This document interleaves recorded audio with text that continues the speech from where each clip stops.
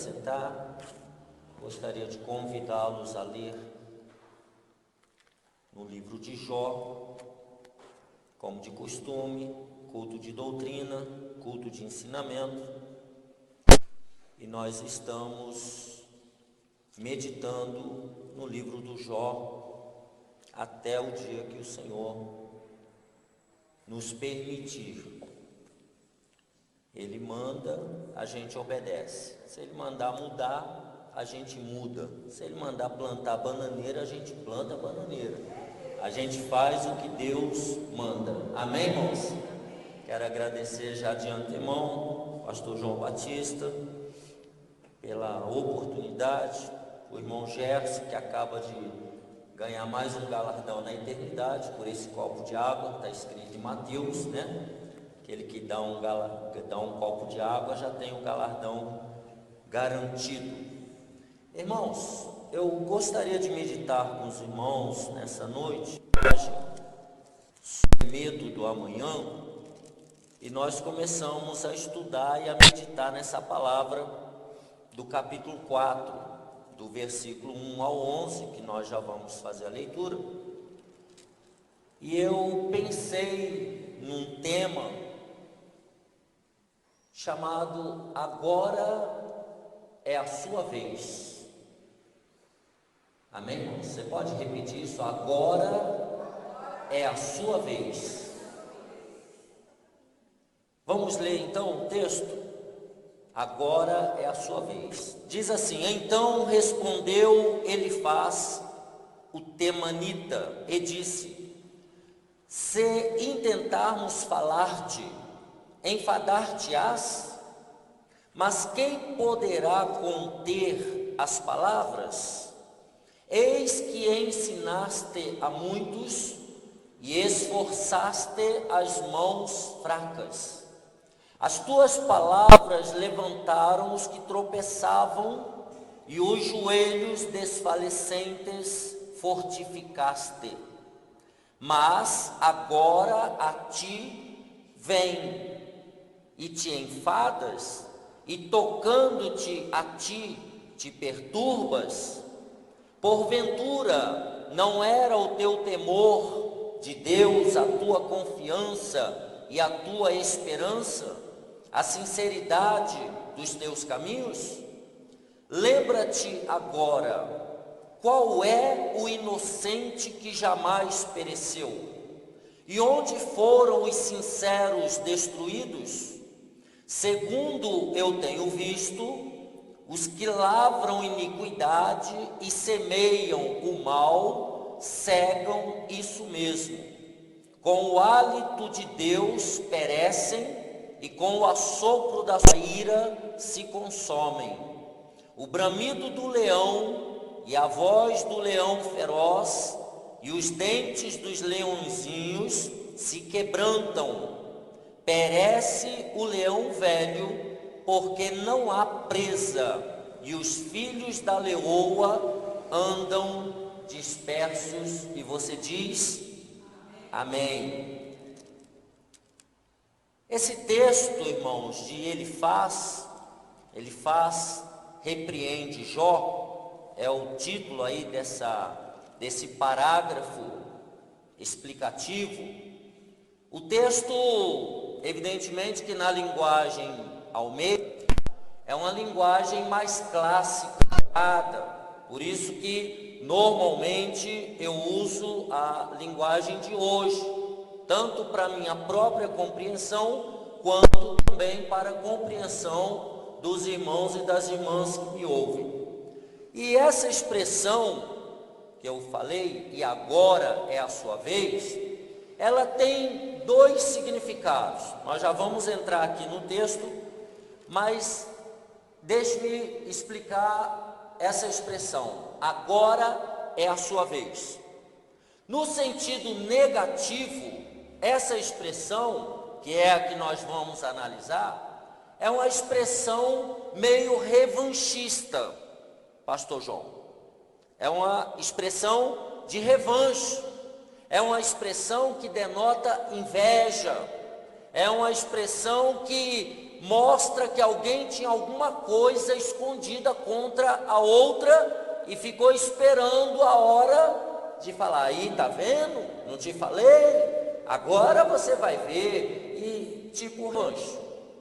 E o outro significado, que é o positivo, que não é o que nós vamos estudar nessa noite, tá? É o significado de quando você cede a vez para alguém, igual o pastor João Batista hoje, por bondade e misericórdia, como sempre, nos cedeu a vez. Então ele falou, agora é a sua vez. Quando você está num self-service e você vai participar da refeição, você pega a sua comida, não é, Viviane? Você apronta o seu prato e aí você fala, agora é a sua vez. Não é assim, irmã Lúcia? Tudo positivamente. Mas aqui não. Esse texto aqui é um agora é a sua vez no aspecto negativo. Veja que esse amigo de Jó, ele tem uma teologia complicada. Olha o versículo 1, eu vou ler na linguagem de hoje e a gente vai pensando juntos.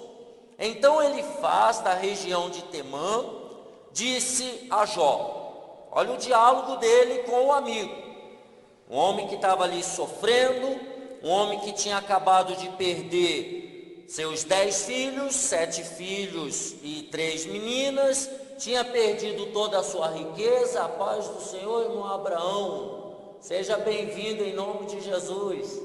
Nosso irmão Abraão lá da sede, amigo da escola dominical. E tinha nome, até a própria mulher no capítulo falou para ele, amaldiçoe esse Deus e morre, você ainda vai continuar a ser crente.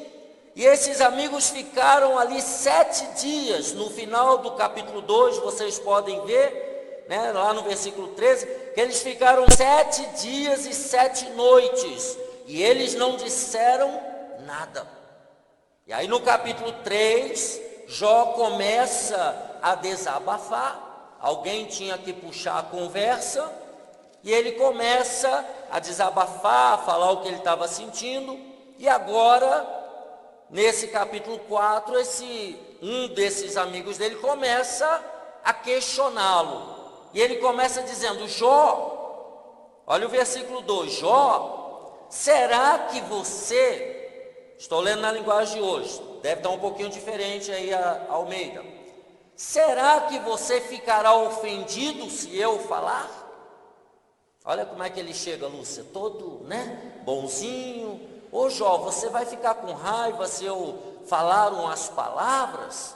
É lógico que Jó ia querer ouvir, mas Jó queria ouvir coisa boa ou coisa ruim? Palavra de consolo ou palavra de derrota? De crítica construtiva ou crítica destrutiva? E ele começa, será que você vai ficar ofendido se eu falar? E aí, o próprio Elifaz já começa a mostrar as unhas. É por isso que nós, irmãos, temos que, quando estiver conversando com alguém, e eu tenho um pouco de dificuldade lá em casa com a minha esposa, às vezes, e eu estou falando isso porque ela está aqui hoje, porque às vezes eu estou conversando com ela, e ela tem um mal que todos nós do século que estamos vivendo costumamos ter. E se você me perguntar qual é, eu digo, qual é? Não ouvi. Qual é? Que é o mal da desatenção. É difícil, nós vivemos numa era tecnológica, WhatsApp, né, Facebook e outras coisas mais. Então, às vezes, Bruno, a gente está conversando com a pessoa está olhando para você, você pensa que a pessoa está te ouvindo, está prestando atenção, e daí você termina de falar, a pessoa vai e pergunta aquilo que você terminou de falar. E aí é lógico, vocês devem imaginar a emoção que dá, né? De querer pegar pelo pescoço e às vezes vira rasteira, né? Porque quando você imita no que não deve, e isso atrapalha o casamento. E aí, ele já começa no versículo 2 dizendo: mas quem é que pode ficar calado? Olha só, tem gente, irmão, que não consegue ficar com a língua dentro da boca, tem que falar, e às vezes não é a hora para falar, e às vezes, e isso geralmente a pessoa não pensa antes de falar.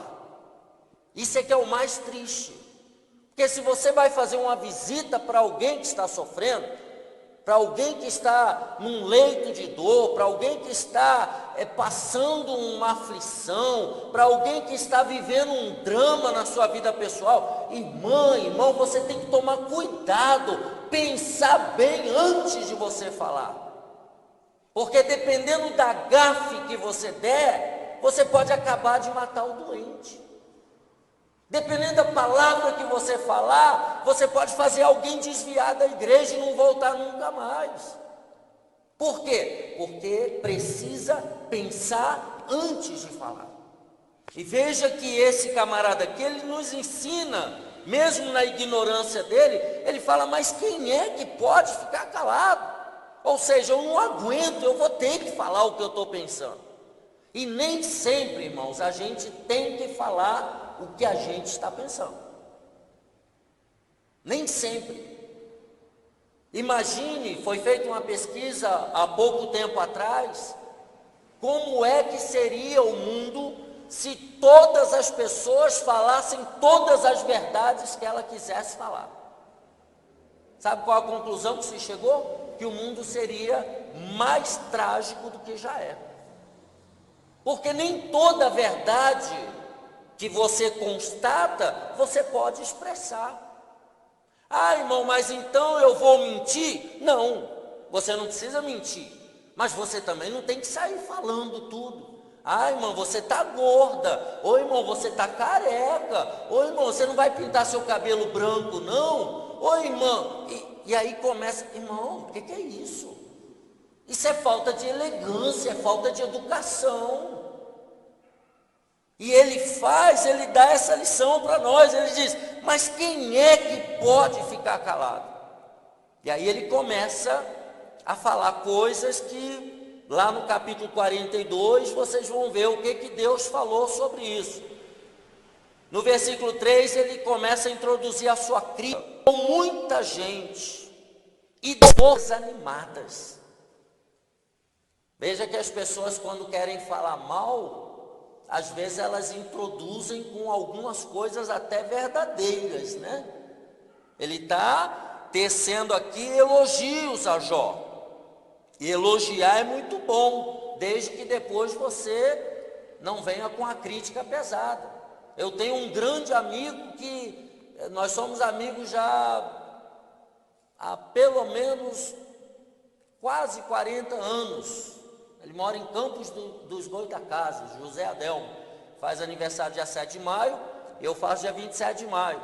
Então no aniversário dele eu ligo para dar os parabéns, no dia 27 ele me liga para dar os parabéns. Nós somos amigos desde 1979. A maioria aqui não era nem nascido, acho que nem o João não era. Ah, é sim, porque ele é da minha idade, vai fazer aniversário agora, é da minha idade.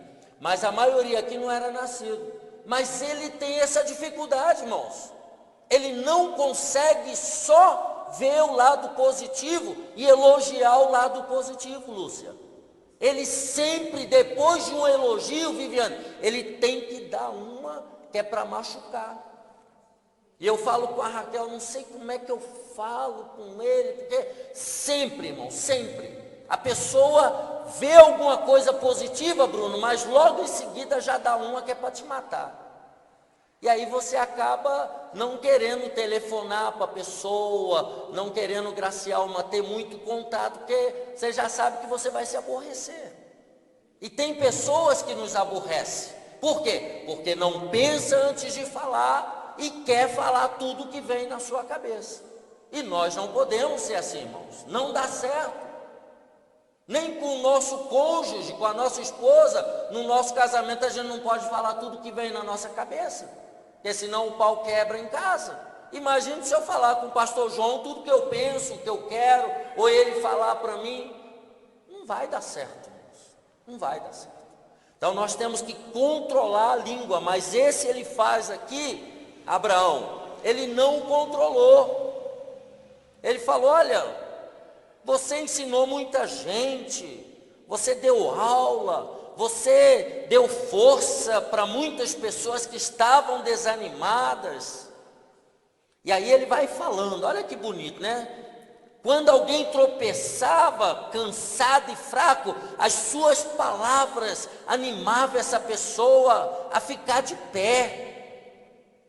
Você tratou de muitas pessoas, das pessoas, quando você anima a pessoa, hora que você pode passar pelo mesmo problema. E vai ser a hora que você vai ter que ser o exemplo para aquelas pessoas que você ensinou. Eu convivo com isso diariamente como professor na minha escola onde eu trabalho. Ou na escola dominical, o pastor João como pastor também. Todos nós que ensinamos, e é por isso que Tiago fala que vai ter dureza de julgamento para os mestres, para quem fala, para quem ensina. Por quê? Porque na hora que você estiver passando pela dor, aquele momento você também tem que usar para ensinar. Que é esse o questionamento aqui do Elifaz. Ele fala: olha, quando as pessoas estavam fracas, você deu força. Quando eles tropeçavam, as suas palavras animavam essa pessoa a ficar de pé. Aí o versículo 5 que eu usei como tema dessa ministração: mas agora chegou a sua vez. Só que não é no aspecto positivo, igual eu fiz na introdução, que eu falei na introdução. Agora é a sua vez de quê? De sofrer. Agora é a sua vez de pagar. Às vezes, irmãos, nós temos que tomar cuidado, e como o pastor João falou aqui na retaguarda, misericórdia, porque às vezes alguém pisa no nosso calo, às vezes alguém prospera na nossa frente, às vezes alguém chega diante de nós, às vezes você está tanto tempo aí orando, pedindo e clamando a Deus, e chega alguém, aceita Jesus ontem, amanhã já é pastor, tem carro zero, e você fica: você vai ver, tá. E você fica esperando. Dentro de você, às vezes você vai guardando aquela inveja enrustida, e aí quando a pessoa dá um tropicão, como diria minha mãe, quando a pessoa prende o dedo na porta do carro, quando a pessoa dá uma queda, se machuca, aí você fala: agora é a sua vez. De quê? De sofrer, de pagar. Então nós temos que tomar cuidado, irmãos, porque isso pode pegar na gente. E pegou nesse amigo dele. Olha que o versículo 5 fala: agora você fazia tudo de bom para os outros, todo mundo te invejava. É mais ou menos isso que ele está querendo dizer. Todo mundo gostava de você, você estava por cima e tal. Mas agora chegou a sua vez. E aí, arrebentado, doente, fedido, e chega e fala isso e diz: como é que você perde a paciência e a coragem? Irmãos, imagine alguém ali sentindo dor, alguém sem comer, sem beber, alguém sofrendo, e você querer que essa pessoa sofra calado, quieto, não fale nada. E aí no versículo 5 ele fala: como é que você, Jó, mestre, professor, pastor, sacerdote, como é que você perde a paciência e perde a coragem? Amém, irmãos? Amém. Como diz a Joyce Meyer, vocês estão aí? Faz um barulho aí, né? E aí ele diz, o versículo 6: o seu temor a Deus não lhe dá confiança? Lá no versículo 1 nós vimos que temor a Deus é obedecer e respeitar profundamente a Deus. E aí ele pergunta para Jó: o seu temor, a sua obediência a Deus não lhe dá confiança, colocando em crise a fé de Jó. Colocando em crise a fé de Jó. Você não tem confiança? A sua vida correta não o enche de esperança?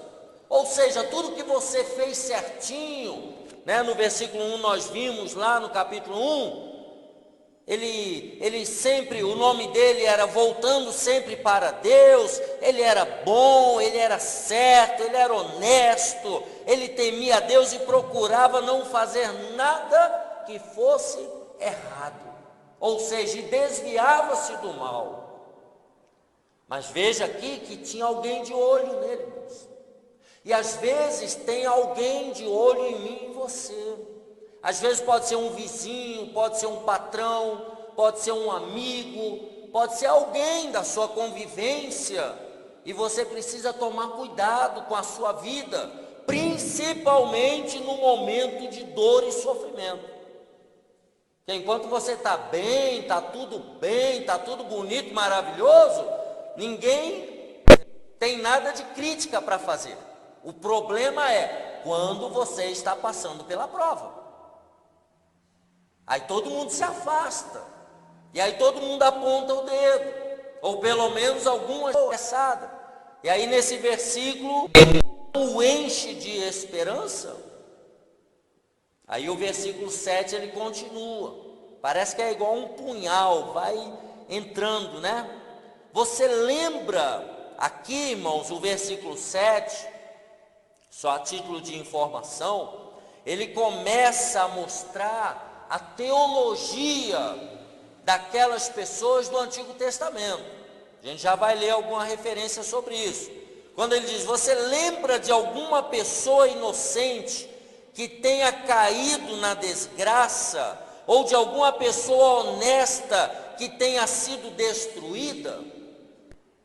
Ou seja, ele está dizendo o seguinte: pessoa boa, pessoa honesta, pessoa que faz tudo direitinho, não sofre igual você está sofrendo, não. Tem coisa errada na tua vida.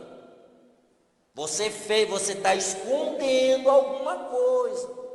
Já viu que tem gente que tem um olhar para nós, quando você está passando pela prova, às vezes é um familiar, é alguém que está acompanhando, que tem um olhar como quem diz assim, por que você não confessa logo o seu pecado? Só falta falar, mas não fala. Mas às vezes alguns olhares já indicam o que a pessoa está pensando. E é isso que ele está questionando Jó, né? Perguntando para Jó, olha Jó, nesse tempo todo que você orientou, que você ensinou as pessoas, que você mostrou o caminho certo, que você animou as pessoas, você lembra de alguma pessoa inocente que tenha caído na desgraça? Ou de alguma pessoa honesta que tenha sido destruída?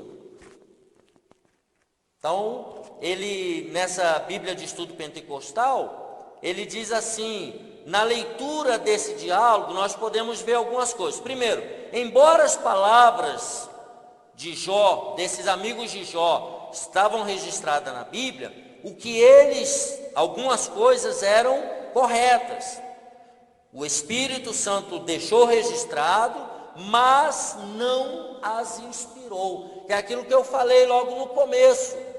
Tem coisa até que é verdade, mas não é para ser dita. Às vezes a pessoa está gorda mesmo, está com diabetes, mas você não pode falar. Eu comecei uma série de ministração numa igreja do setor 6, e quando eu estive lá dando um estudo para os líderes e professores de escola dominical, achei que ela estava assim, né, exagerada, que ela estivesse grávida. Mas eu pensei, Lúcia, eu pergunto, não pergunto. Se estiver, vai falar que eu sou profeta. Se não estiver, eu vou, como dizem os meus alunos, eu vou pagar um mico, né? E ainda vai falar, você está me chamando de gorda? E eu fiquei com aquela imagem, eu falei, eu vou ficar quieto, vou guardar minha língua. E aí domingo, quando eu cheguei lá, a barriga dela estava pontuda. Aí eu falei para o marido dela, falei, ué, ela está grávida? Ele falou, tá. já está de 5 meses. Eu falei, então quando eu vim aqui dar o estudo, ela já estava grávida. Aí eu contei para ele deu risada, é meu amigo e tal. Mas imagine se ela não estivesse, e eu tivesse falado. Ela ia falar, irmão, está me chamando de gorda e não sei o quê. Então, é melhor você guardar e esperar lá na frente para você ver o que vai dar, ou ficar quieto, não falar nada. Não é nem tudo que a gente pensa a gente tem que falar, irmãos.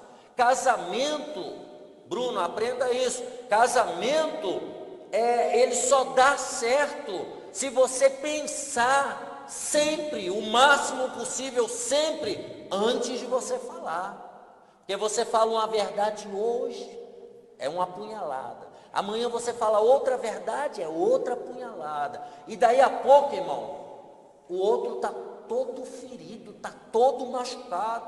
Viviane e Gerson, vocês que estão em lua de mel ainda, prestem bem atenção nisso. Antes de falar, pensa, cuidado.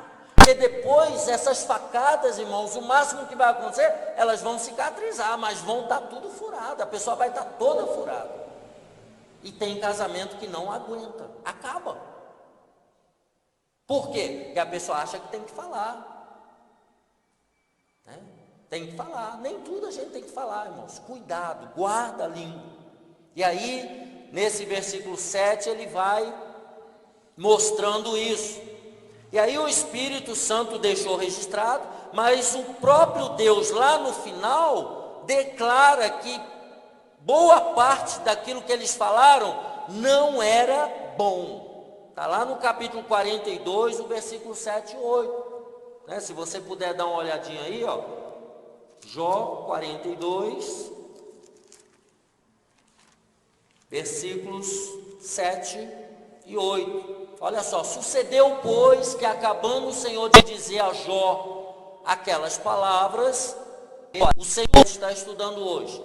A minha ira se contra os teus amigos, teus 2 amigos, porque não dissestes de mim o que era correto, como o meu servo Jó. Então veja, Deus repreendendo esses amigos de Jó. E aí ele dá uma ordem para eles: olha, tomai 7 bezerros, 7 carneiros, vá ao meu servo Jó e oferecei holocaustos por vós, e o meu servo orará por vós, porque deveras a ele, Jó, aceitarei, para que eu vos não trate conforme a vossa loucura. Olha aí, ó, a pessoa que fala o que quer, ouve o que não quer.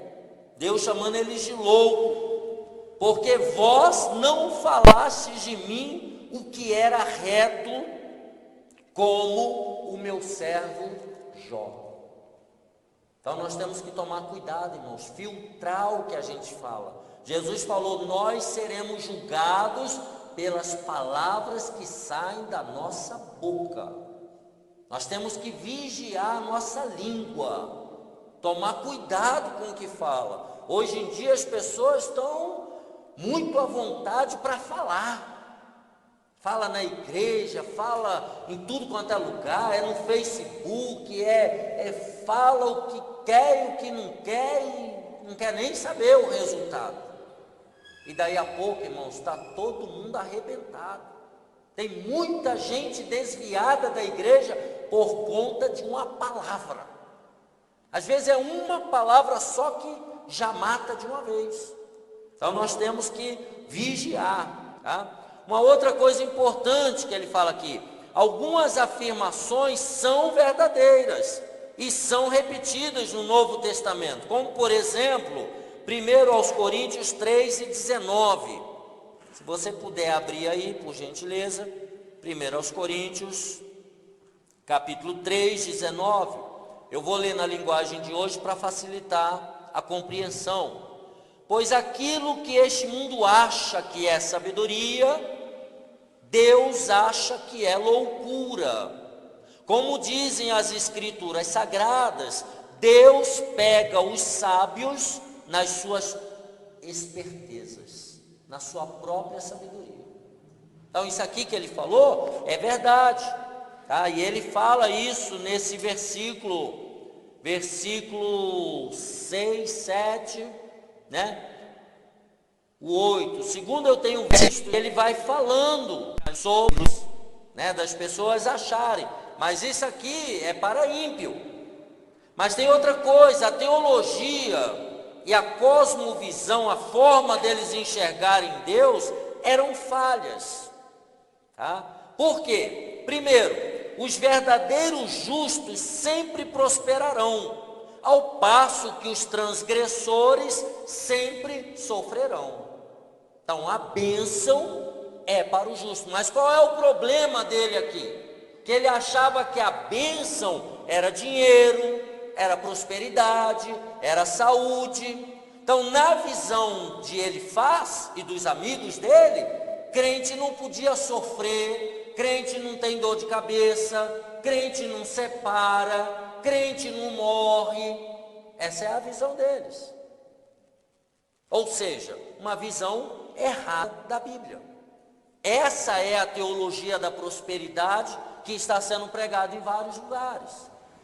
Tá? Que o crente sempre vai estar por cima, o crente sempre vai ser cabeça e não cauda.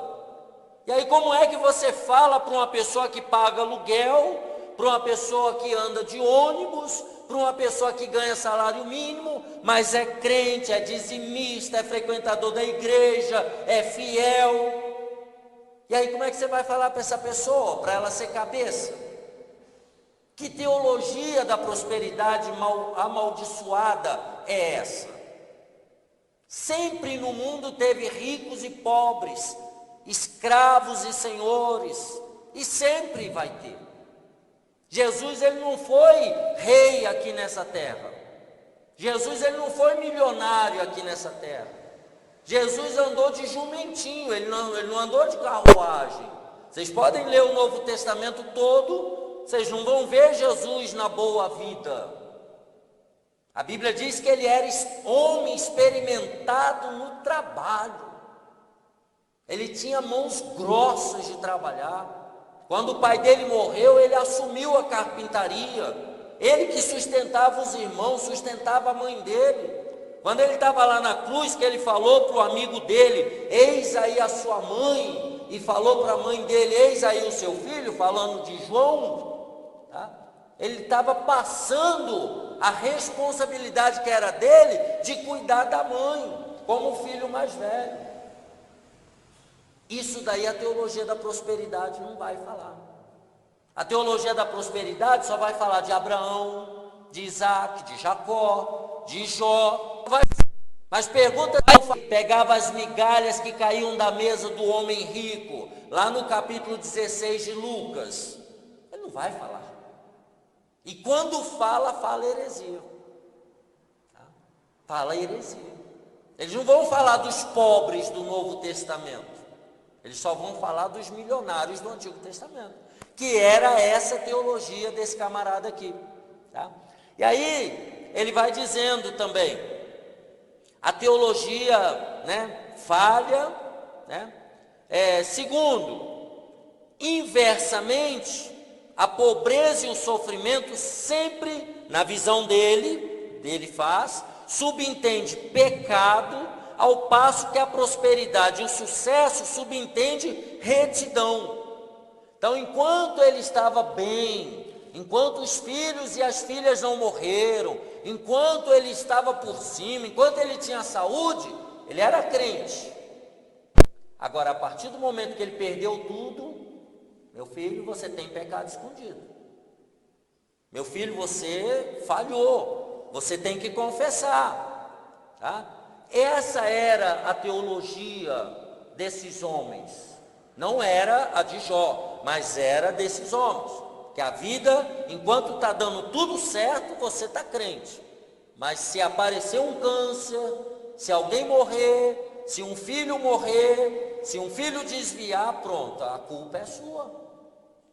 É isso que esses teólogos da prosperidade dizem.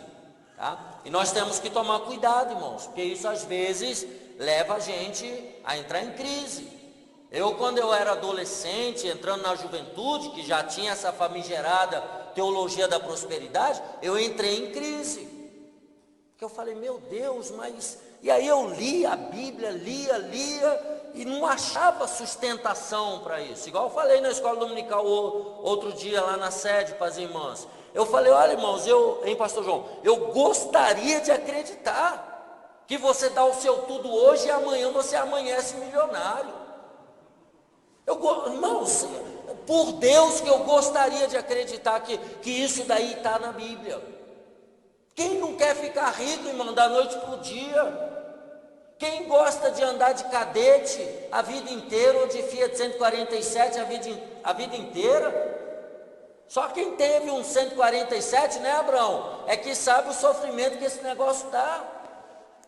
Imagina um pregador, um ensinador andando de Fiat 147. Irmão, pelo amor de Deus. Quem não conversa, quem não gosta de um rão, fala que não gosta. Mas não existe isso na Bíblia. Deus pode fazer alguém ficar milionário da noite para o dia? Pode.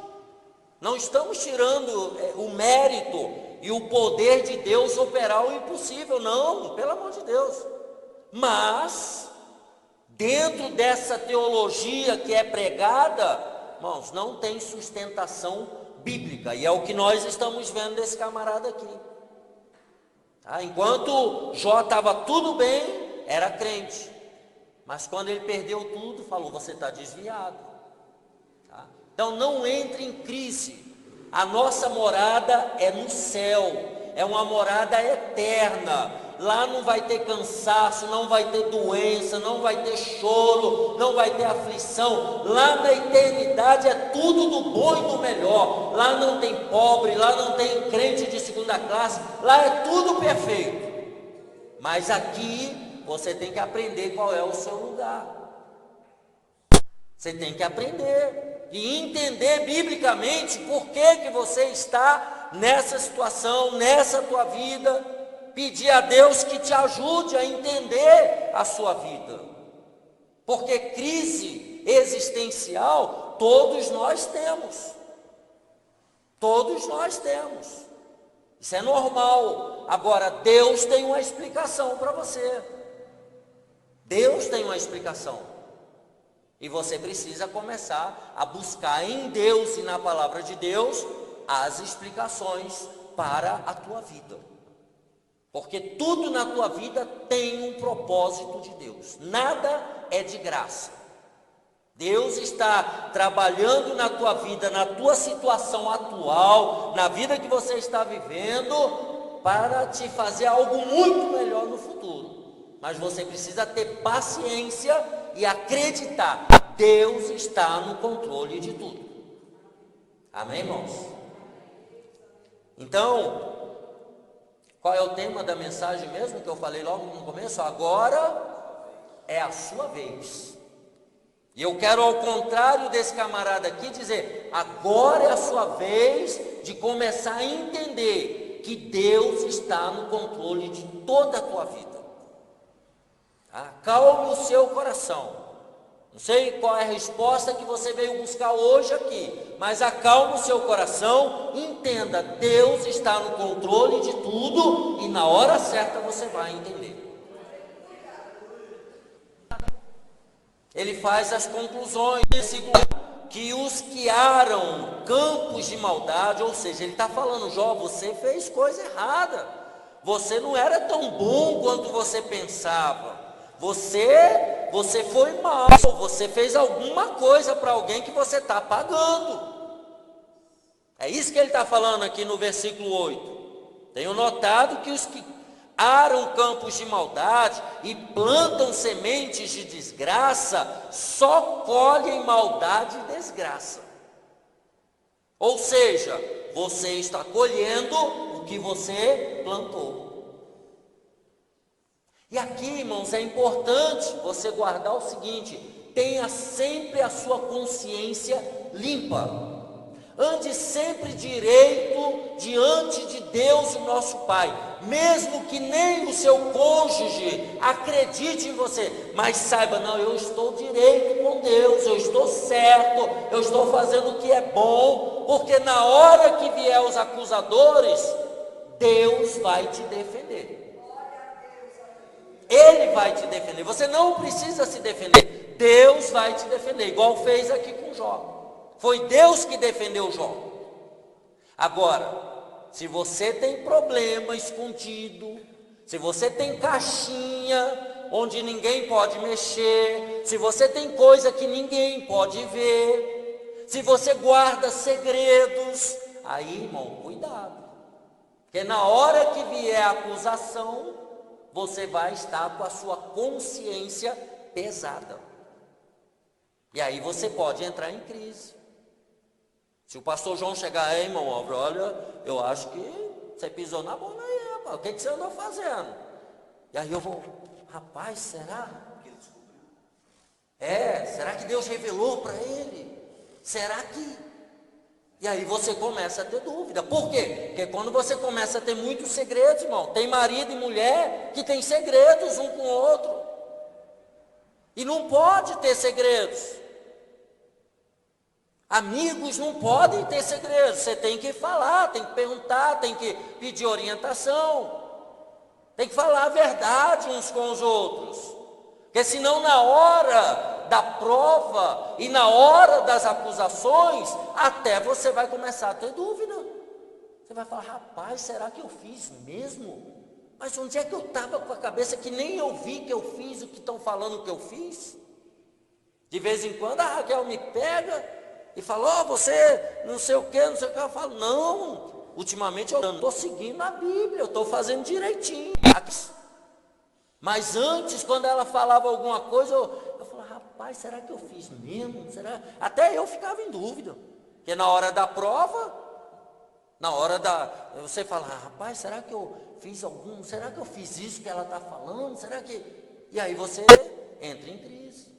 Mas quando você está fazendo tudo direitinho, está andando de acordo com a Bíblia, está tomando Santa Ceia, está evitando o mal, irmão, fique tranquilo, Deus vai te honrar e vai te defender. Hoje eu tive uma experiência, e eu já termino, porque meu tempo já está findando.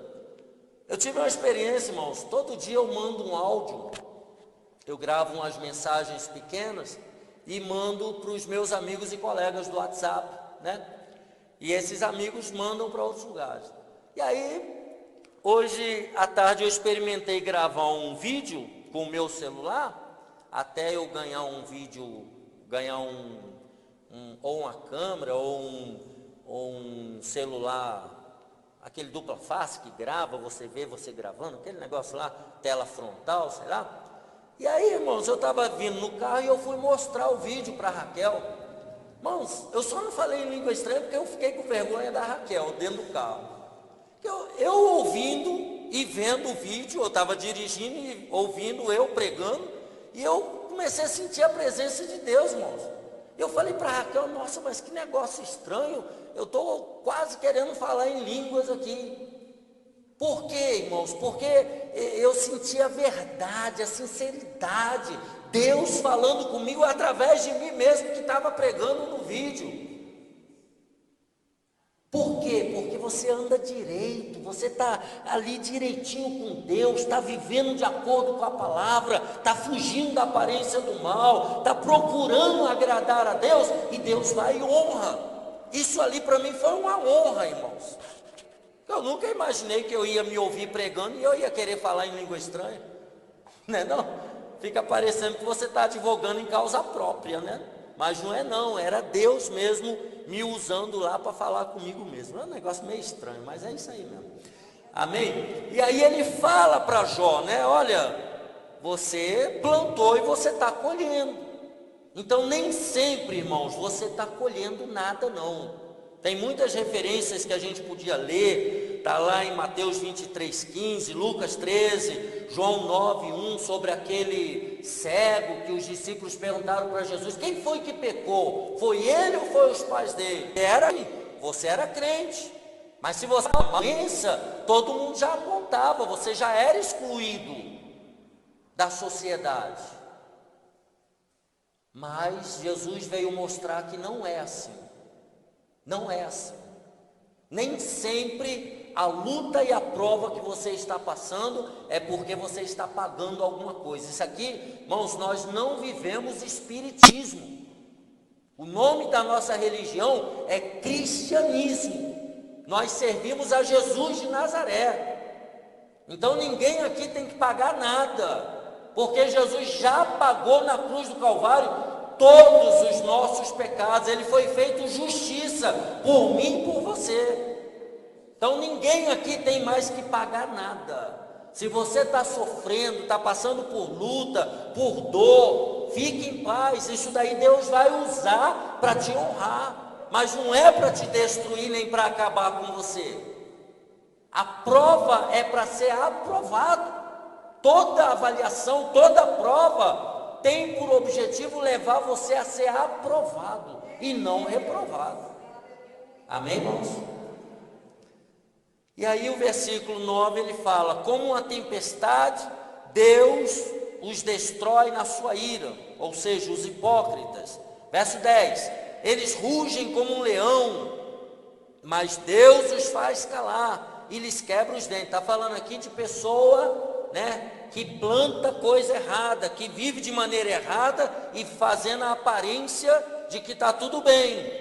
E o versículo 11 ele termina: assim como os leões que não podem caçar, eles morrem de fome e os seus filhos se espalham. Ele está dizendo que toda pessoa que planta o mal, e faz sentido, até um certo ponto, vai colher aquilo que planta. Em Gálatas diz, Gálatas 6 e 7 fala: aquilo que o homem semear, isso ele vai colher. Então tem coisas que, por isso que eu falei, de ter a consciência limpa, de você andar direito, para você não entrar em crise, de achar que você está pagando por alguma coisa que você fez. Que aquilo que a gente semeia, a gente colhe. E aí é isso que ele está falando. E essa palavra, agora é a sua vez. Ou seja, você fez coisa errada, agora você vai pagar, agora você vai sofrer. E não era nada disso depois.